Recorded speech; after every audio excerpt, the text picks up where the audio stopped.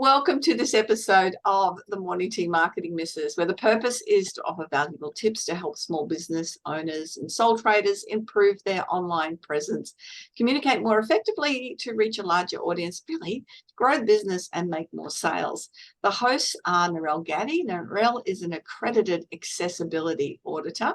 I'm Janeen Vosper, and I help leaders and small business owners remove limiting beliefs about how they work inside their business. Kate Smith is our fabulous graphic designer, and Jan Roche's Business BizConnect web designs and over 50s health.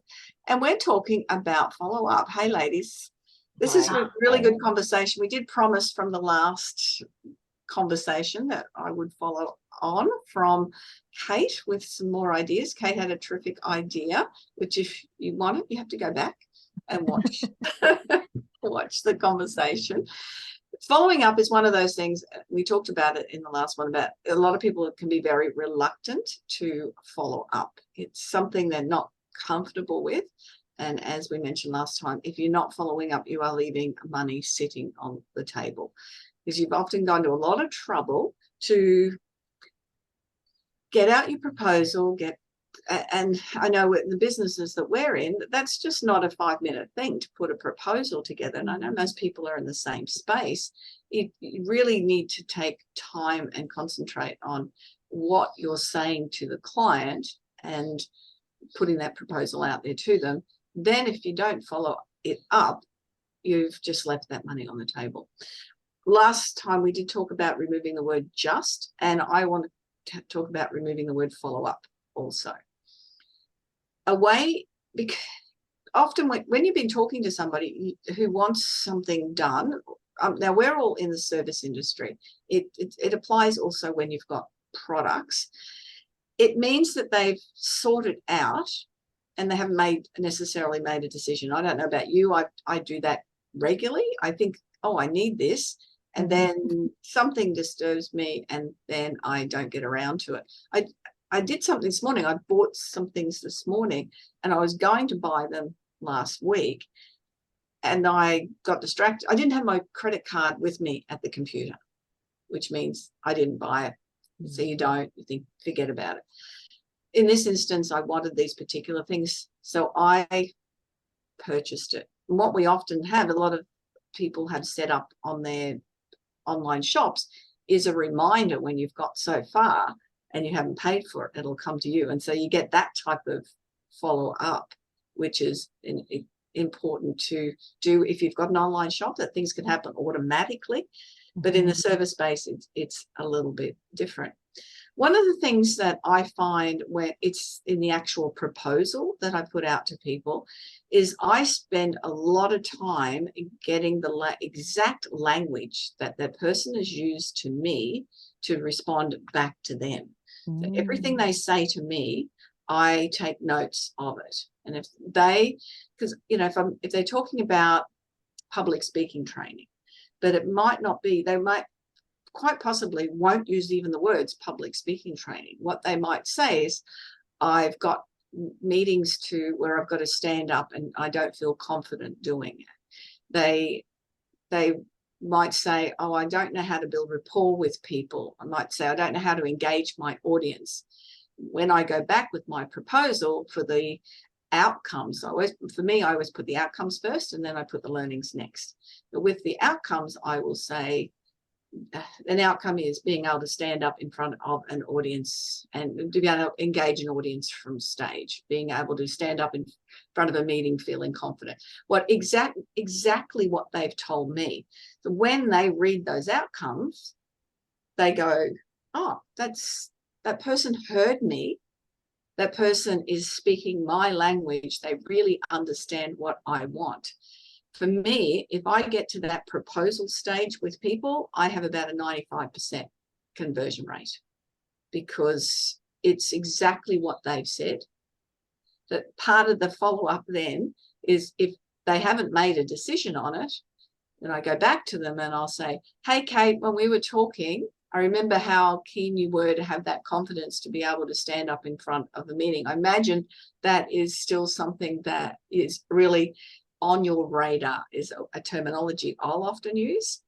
when I do that, it's not I'm following up, I'm just doing this. It is, they had a problem, I offered a solution, and then I'm checking in with them that this is still that's something important to it. What I'm really doing is drip feeding the importance of it.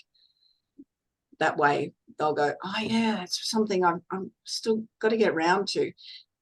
And then you would be adding, this is about being a priority now. It's something we can get started in the next couple of weeks. Have you got something coming up, particularly maybe for public speaking? I've been working with some people.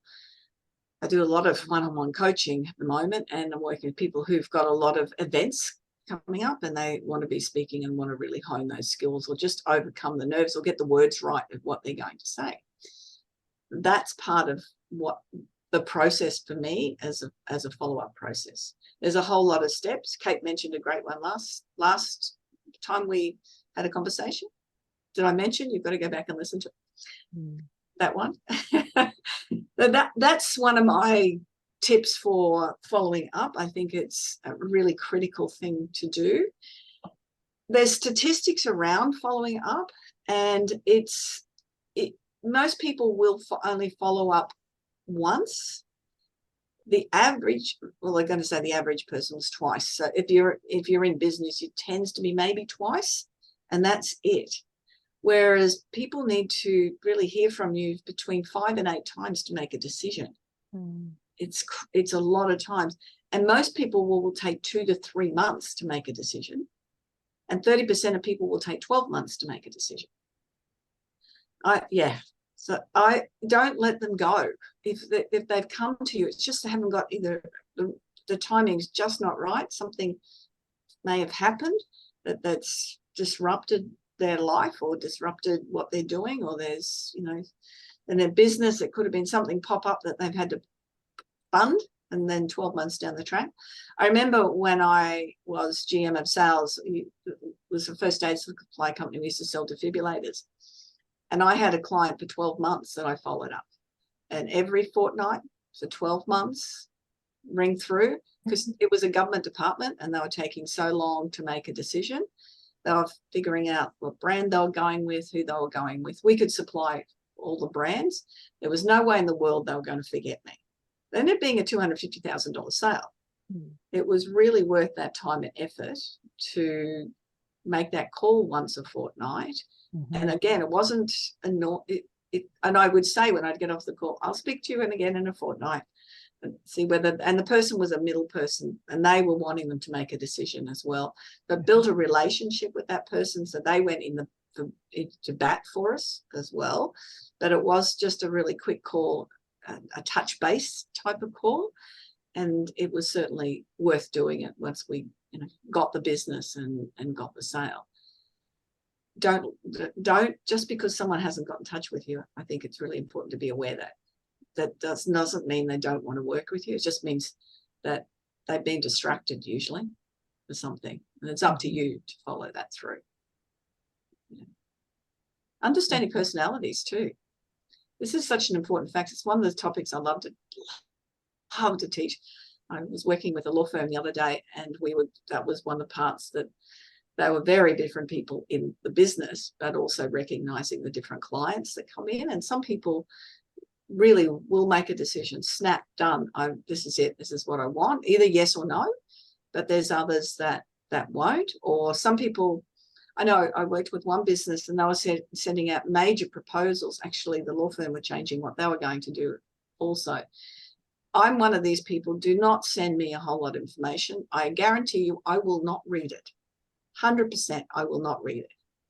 I want just the dot points. You might attach that, because if it's interesting enough, I'll go and if the dot points grab me, I'll go and look at it. Usually the dot points are enough for me to make a decision, usually yes anyway.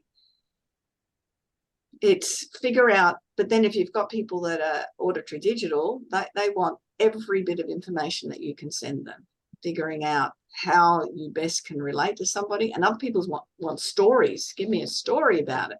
Where again, with me, just give me dot points. What are you ladies? Give me a story, give me dot points, give me a whole lot of information. I like stories. Dot points. Points. Yeah. I too, like you, Janine, give me a whole stack of stuff to read, forget it. I ain't gonna read it. Yeah. I think maybe some dot points, but I don't mind the story either. So I'm kind of a bit of a mix. But don't throw me a whole stack of information because I won't read it. In my weekly blog, it's just a page. The first part's story about what's been going on. Then I have a quote. Then I have dot points. I cover everybody. Yes. But that's what you've got to do, because if you're not aware with what somebody needs, but ask them that question. Tell them when you're going to follow up. Tell them what you're going to do. And we'll ask them how long they need to consider something, and then follow up or check in when they've said that they needed that time to consider it, because then it builds a commitment from them to do so. Sets expectations. Yeah, I often ask something like, shall I give you a call back in a couple of weeks and see how you're doing? No shells. Just tell them you're going to. Well, ask them when is the best. Yes, after I've asked them when would be a good time, and then I say, shall I? And they say yes, they've agreed with me. So they've kind of put themselves, they've almost asked me to call them back. So they've made a commitment then. Yes, once you've once I've figured agreed out on the time how long they need. And it is, and that's a really good point, because you've got your first yes also, and that makes a difference because you want a yes. I forgot about that. The yeses, get some yeses on the board. That was a sales thing somebody told me once. Exactly right. So any comments or anything from that you want to ask? I just think we're doing training 101 here. Thank you. It's in my realm, you know that. Yeah, I love that you put in the challenges people are having, and the example you gave was great. Once again, I love stories, because they might have had a big meeting and they botched it, and that's when they called you and said, look, I need to fix this, and this problem it's hurting me right now, so I need help. And then, a few weeks went by and they didn't have any more meetings. They've forgotten the pain of that problem. But if you email them and say, oh, remember you wanted to get better at presenting in meetings, and they go, shoot, I've got another meeting in 2 weeks. Yeah, I need this now.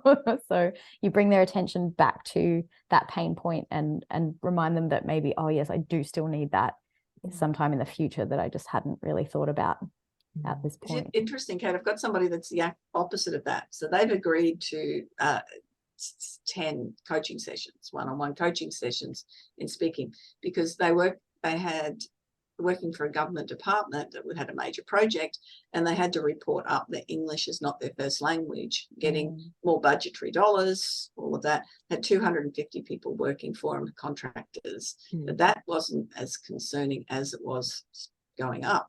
We worked together for a few weeks, and then I haven't heard from him for a while. He got COVID and stuff. And I've been checking in with him to say, because he's paid me already, when you want to do the rest of this. He moved to a different department. But he hasn't got the same pressure. So it's not as urgent for him. It will be again, because he's just feeling his way in this department now. It goes the other way too, which is cool. But and now, because it's really up to him, because I have followed him up, but I feel an obligation because he's paid me to, hey, you want to do this, plus you want to get it done. Yes. Yeah. It's one of the reasons I only take a 50% deposit up front, because I want the motivation to still help my client. No, I've been caught out once. What's that, in 13, 14, 15, 16 years, 17 years, caught out once. Yeah, not a thing. Anything else that anyone's got any questions on it before we wrap up? I'm looking forward to hearing what the tips are from Narelle and Jan in the next couple of conversations. I'd like to hear when you think it isn't an appropriate time to follow. Obviously, if they tell you, please stop calling me, go away. But is there a point that you stop following up with a lead before that happens? Space it out a bit further with them, because I'd rather be chasing the ones that are keen You're just spending a lot of time maybe, and that's a really good point, Kate. And you want to be persistent but not a pest. And finding that line between that, and again, where's the best place to put your time and energy? Yeah. And I've got people on the books that just rang for things as well. I didn't give them proposals, and I do keep checking in with them when I know they were after maybe a sales course or the branding program. So when I've got the next one starting, I do check in with them and say, hey, this is happening now, and leave it there with them. That's a good plan. So just reduce the frequency and okay, rather keep it stuff that's still relevant. Yeah, and I think maybe too, setting expectations with asking, you know, when would you like me to call you back, or however you ask that question, having another piece of information or another answer to a question or something to go back to them with each time, so that it doesn't become an annoyance. Yeah, have a conversation piece ready so that Yes, good point. And one of the things that I do when I am asking about the follow-up part of it, when to do it, what I often say is, when I send these out, I know some people are really read through it straight away and urgently want to make a decision because they're keen to get started, and I know others that might get a bit busy and it might be a week's time. When would you prefer I call you? I'm giving them two options. The first option, yes, I'm ready to make a decision, or second option, I'll still make a decision, but it's a week later. Wording it like that. Cool. As I said, I'm looking forward to everything else that everyone's got to offer in the next conversations. I always love these. They're great fun. You're very quiet, Narelle. I'm waiting to hear from you. I'm just soaking all this up and just thinking about how I'm going to apply it. Just keep going, ladies. I'm happy. We're ready. That's another episode of the Morning Tea Marketing Missus. Thank you so much for joining and watching. I hope that with these tips that you can apply them and it can help you have a few more successes in your business. Remember to share this as far and wide as you can, and to subscribe to the YouTube channel. Have a fabulous day. That was a word, fabulous. Have a fabulous day.